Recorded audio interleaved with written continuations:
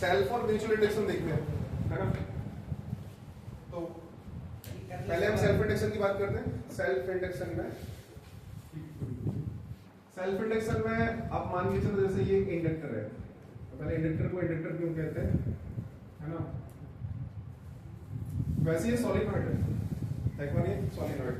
अगर आप इसमें वेरिएबल करंट पास करोगे तो इसके अंदर करंट जाएगा और इसके अंदर मैग्नेटिक फील्ड जनरेट होगा और मैग्नेटिक फील्ड से बनेगी फ्लक्स और फ्लक्स हो जाएगी वेरिएबल, क्योंकि आपने करंट वेरी किया।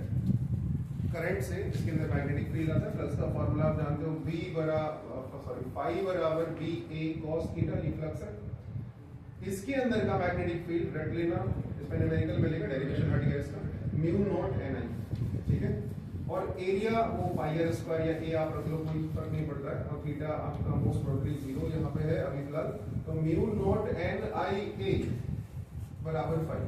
तो यहाँ देख सकते हो ये कांस्टेंट, ये कांस्टेंट, ये कांस्टेंट, फ्लक्स एक ही चीज पे डिपेंड कर रही है और वो कौन है, करंट। अगर आप इस करंट को चेंज करते हैं, मतलब मैं इसे बढ़ाऊं या घटाऊं, तो फ्लक्स यहाँ की बढ़ेगी घटेगी, और बढ़ेगी घटेगी फ्लक्स, तो फिर ईएमएफ इंड्यूस होगी बाय लेंस में। और वो ईएमएफ करंट, अगर आप करंट बढ़ा रहे हो तो करंट के बढ़ने को क्या करेगी, अपोज करेगी, और अगर घटा रहे हो तो घटने को भी क्या करेगी, अपोज करेगी, ठीक है।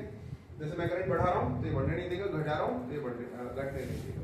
मतलब इंस्टेंटली बढ़ने घटने नहीं देगा, थोड़ा टाइम लगेगा, थोड़ी देर बाद में बढ़ेगा घटेगा। टाइम भी निकाला जा सकता है कितनी देर बाद में, खैर कोई नहीं।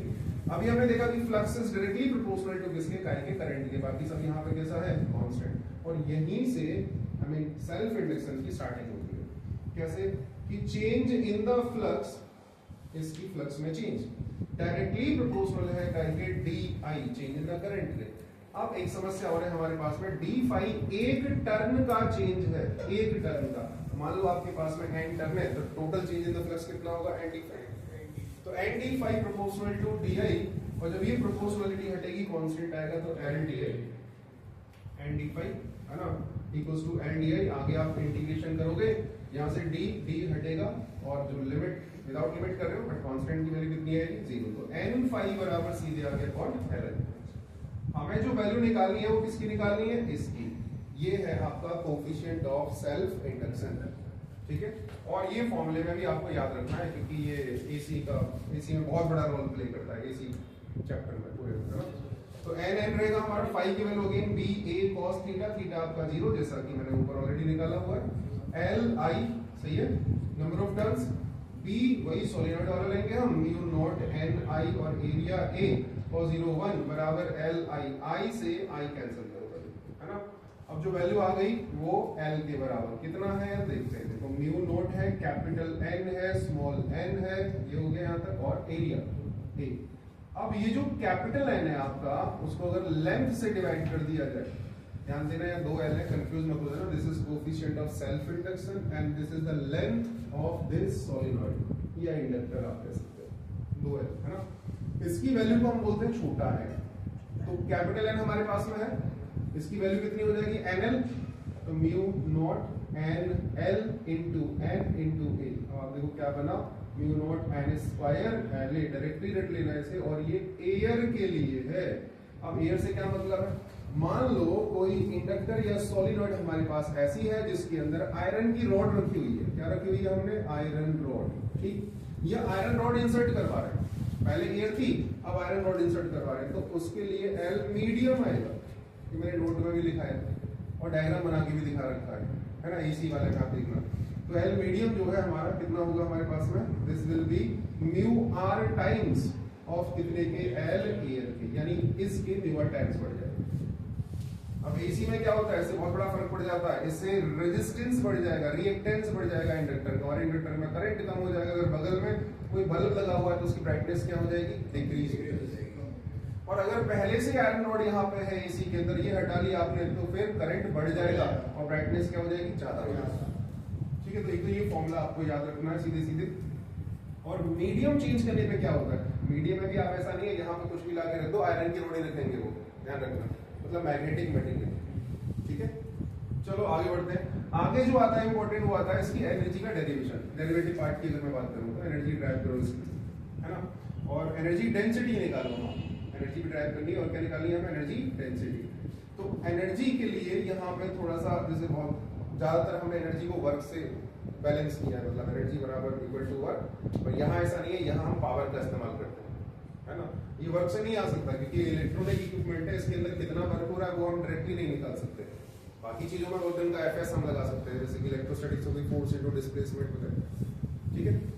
तो निकालते हैं एनर्जी, बाद में नोट कर लेना बिल्कुल, ओके।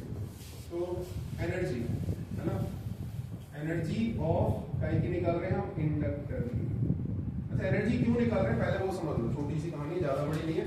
जैसे मान के चलो हम इसमें ना करंट बढ़ा रहे हैं, ये करंट जा रहा है, इसमें करंट जा रहा है, तो इसके अंदर मैग्नेटिक फील्ड आ गया, मैग्नेटिक फील्ड आ गया।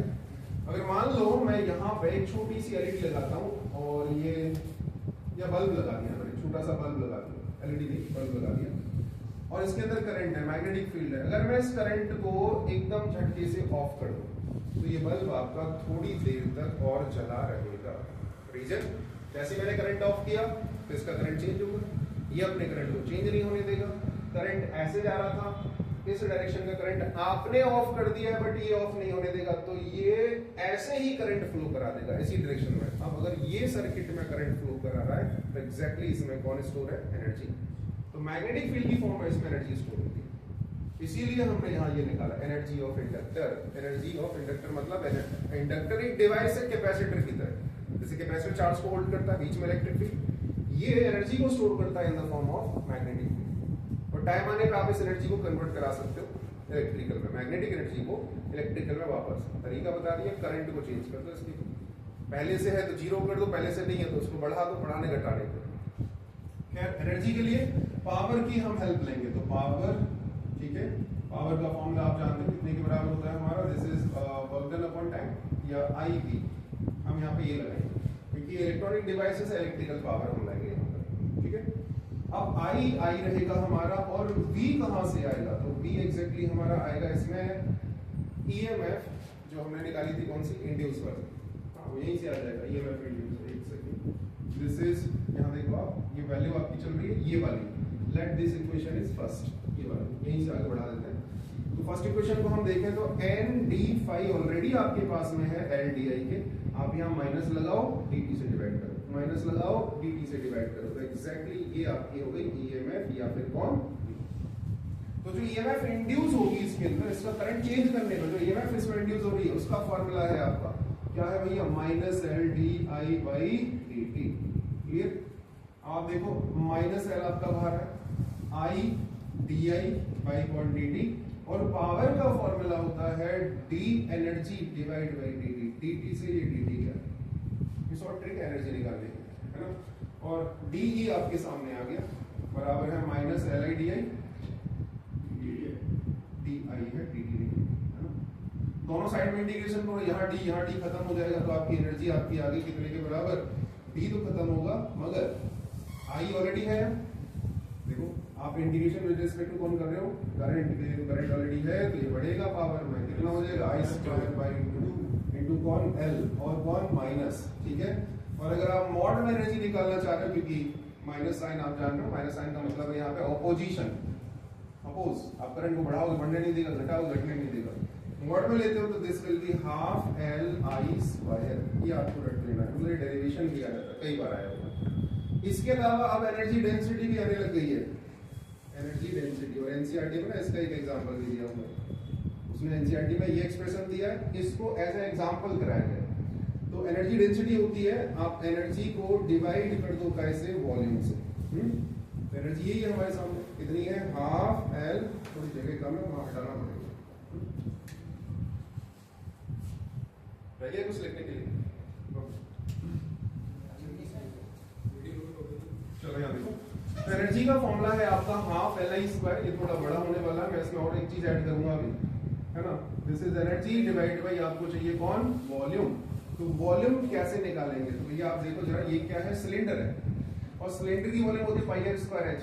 अब पाई r स्क्वायर कौन होता है, एरिया, और h का काम यह कौन करेगा, L, तो एरिया इनटू लेंथ, ये वॉल्यूम आ गई। अब L की वैल्यू को ओपन करो जरा, हाफ की जगह हाफ आया, L कौन बताया, mu naught n square L into I square divide by LA, तो LA cancel, half mu not N square I square. इस एक्सप्रेशन को थोड़ा सा गौर से देखो, ज्यादा नहीं, नेक गौर से देखना है। म्यू नॉट एन आई आपका क्या बनाएगा बी, म्यू नॉट एन आई क्या बनाएगा बी, लेकिन ये स्क्वायर है, यहाँ स्क्वायर है, यहाँ स्क्वायर नहीं है, तो यहाँ स्क्वायर भी लेके आओ। क्या करोगे, म्यू नॉट से मल्टीप्लाई, म्यू नॉट से डिवाइड, तो क्या बना ऊपर वाला बी स्क्वायर, नीचे क्या आ गया आपका 2 इंटू म्यू नॉट और यहाँ हाफ लगा दो। ये है एनर्जी डेंसिटी ईडी। और कैपेसिटर में यही एनर्जी डेंसिटी, कैपेसिटर में क्या था इलेक्ट्रिसिटी, इलेक्ट्रिकल एनर्जी डेंसिटी, वो होती थी आपकी E square into what epsilon not, और कौन था हाफ। तो आप देख सकते हो एप्सिलॉन नॉट का काम यहाँ कौन कर रहा है 1/μ0, और ई का काम यहाँ कौन कर रहा है बी कर रहा है। दोनों डिवाइस एक जैसे, दोनों एनर्जी को होल्ड करते हैं, ठीक है। अब ये प्रूफ करने के लिए आ जाता है, कई बार ये प्रूफ करने के लिए आ जाता है कि ये जो एनर्जी डेंसिटी है आप इसको सॉल्व करके और एग्जैक्टली इसके बराबर लेकर के, मतलब ये प्रूफ करो कि एनर्जी डेंसिटी इलेक्ट्रिक और मैग्नेटिक दोनों कैसी होती है, सेम होती है। कहाँ सेम होती है, वैसे तो कई जगह सेम होती है, मगर तुम्हारे लिए ज्यादातर प्रूफ करने के लिए आएगा इलेक्ट्रोमैग्नेटिक वेव में, क्योंकि ईएम वेव में आधी जो हमारे पास एनर्जी होती है वो इलेक्ट्रिक फॉर्म की होती है और आधी एनर्जी किसकी होती है, मैग्नेटिक की, है ना। तो इसके लिए हम और एक प्रोसेस को आगे बढ़ाएंगे, है ना। बस यहाँ से b हटा करके हमें e लाना है, म्यू नॉट हटा के ये एप्सिलॉन नॉट लेकर के आना, ये करना। आगे का और थोड़ा सा रब करें, ठीक है, ठीक है।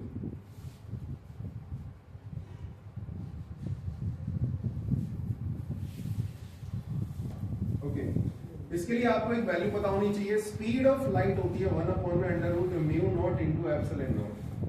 मतलब अगर मैं कांस्टेंट ले लूं इलेक्ट्रिक फील्ड का, मैग्नेटिक फील्ड का कांस्टेंट ले लूं, दोनों को 1/√में ले जाकर मल्टीप्लाई करो तो स्पीड ऑफ लाइट हमें मिल जाती है, ठीक है।